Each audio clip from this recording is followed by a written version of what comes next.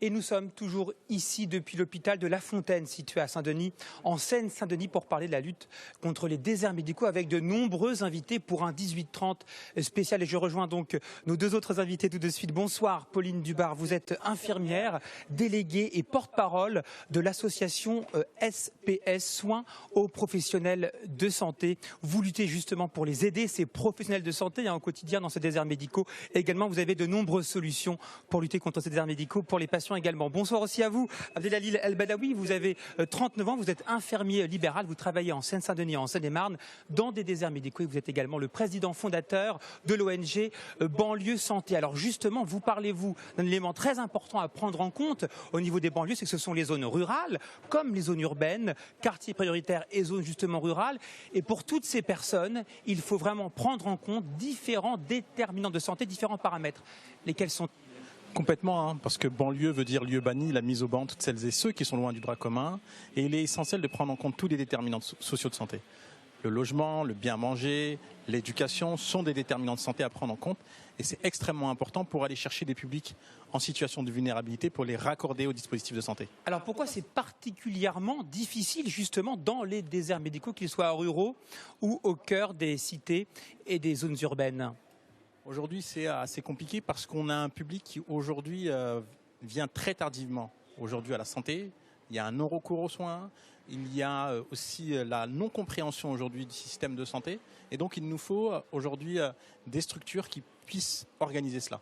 Pauline Dubar également, donc vous vous battez, vous, pour arrêter, stopper l'abandon justement des soins pour beaucoup de personnes dans les déserts médicaux. En quoi cela est important et pourquoi cette lutte particulièrement et en quoi cela se traduit ? Alors effectivement, les patients ont des difficultés d'accès aux soins de fait de l'allongement des délais de prise de rendez-vous, des distances pour se rendre sur les lieux de consultation et parfois aussi les dépassements d'honoraires qui engendrent un surcoût pour les patients et qui de fait provoquent un abandon parce que les gens n'ont pas les moyens en fait de se soigner tout simplement.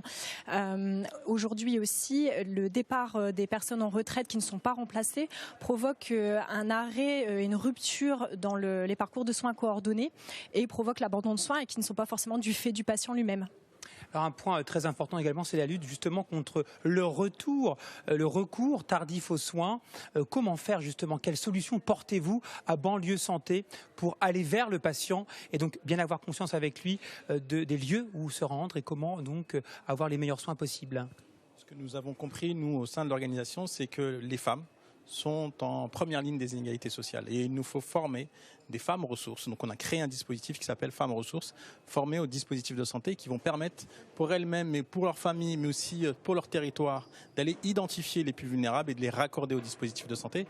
Et donc ça nous permet vraiment d'avoir un dispositif d'aller vers, porté par la société civile, avec bien entendu le soutien des institutions de santé comme l'ARS. Et votre grand combat, c'est la médecine préventive. Pourquoi sommes-nous autant en retard et notamment dans les déserts médicaux? Quelles sont vos solutions pour la médecine préventive? La médecine préventive en France, c'est un sujet qui est très en retard. D'ailleurs, on vient d'avoir un nouveau ministère de la prévention qui vient de s'installer. Donc c'est pour nous un message très fort. Maintenant, il faut aller plus loin, il faut aller très vite, il faut mettre des moyens beaucoup plus conséquents pour permettre à des publics aujourd'hui d'avoir accès à la prévention et de pouvoir être autonomes. Comment faire? Alors aujourd'hui, je pense qu'il faut des moyens financiers, des structures, de la formation. Et d'ailleurs, c'est ce que nous proposons aujourd'hui. Pauline Dubar, dans votre grand combat également, c'est d'aider les professionnels de santé qui exercent dans les déserts médicaux. Pourquoi c'est particulièrement difficile et pourquoi parfois il y a une réelle souffrance psychologique? Alors pour les professionnels de la santé qui œuvrent dans ces déserts médicaux et notamment dans le monde libéral, il y a un exercice qui est quand même solitaire, où il y a une grande solitude de ces professionnels dans leur quotidien de travail. Il y a une montée des incivilités aussi qui est plutôt quotidienne, puisqu'aujourd'hui, l'accès aux soins étant difficile, les patients deviennent potentiellement agressifs et les professionnels du coup ressentent aussi cette agressivité qui fait que les professionnels peuvent aussi s'en aller de ces déserts médicaux, de ces lieux et pour partir vers des endroits un peu plus sécurisants. Et justement la situation empire bien sûr dans les déserts médicaux. Notez bien pour celles et ceux qui nous regardent ce numéro vert adressé donc à tous les professionnels de santé qui souffrent. Notez le 0805 23 23 36 0805 23 23 36, un point très important, 7 jours sur 7, 24 heures sur 24. Quelles solutions portez comptez-vous au-delà de ce numéro vert pour aider les professionnels de santé? Alors, l'association SPS œuvre depuis 2015 sur l'accompagnement des professionnels en souffrance et des étudiants également, et fait des actions de prévention en santé. Sur l'accompagnement, vous l'avez dit, le numéro vert, qui est répondu par des psychologues libéraux qui vont évaluer l'état de santé psychique des professionnels à plan ou des étudiants à plan et les réorienter vers notre réseau national du risque psychosocial ou vers des unités et des spécialisés en fait à la prise en charge des professionnels de santé ou éventuellement lever l'anonymat, envoyer les secours si vraiment l'état psychique de la personne nécessite l'intervention. Alors, concernant les patients, un point très important, ce sont le manque de médecins libéraux spécialistes. Quelques chiffres pour se rendre compte du phénomène. En Ile-de-France, entre 2010 et 2018, une chute considérable des médecins libéraux spécialistes. Psychiatres, moins 30%, gynécologues, moins 29%, dermatologues, moins 25%, ORL, moins 21%. La liste est encore longue.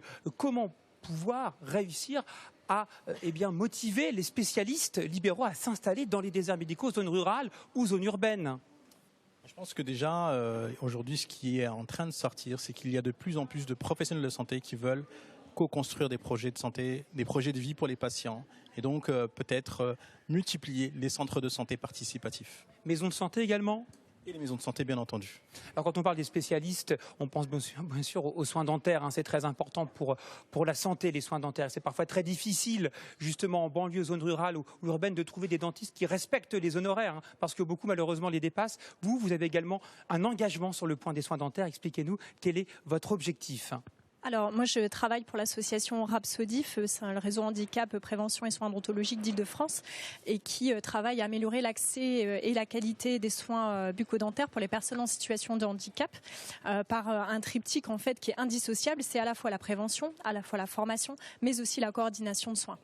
Merci encore à vous. Merci Pauline Dubar pour votre engagement, infirmière, je rappelle, et merci aussi à vous Abdel d'avoir été avec nous pour cette émission. Vous êtes, je rappelle, le président de l'ONG Santé Banlieue. Puisqu'on parle justement des dentistes, parfois